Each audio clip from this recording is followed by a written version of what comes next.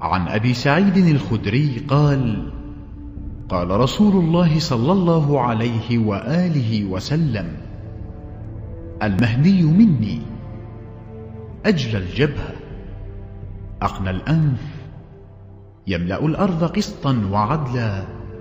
كما ملئت ظلما وجورا، ويملك 7 سنين.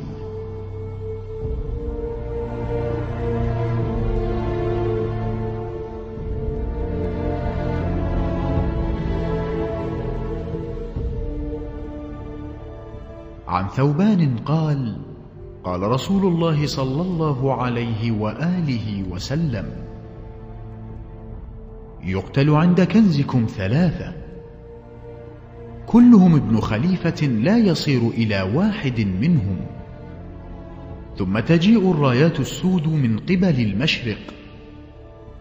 فيقتلوهم قتالا لم يقتله قوم،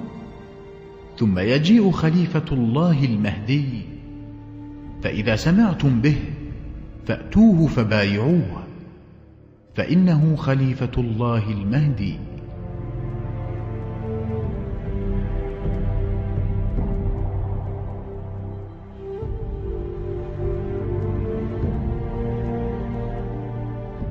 عن أبي سعيد الخدري قال: قال رسول الله صلى الله عليه وآله وسلم: أبشركم بالمهدي،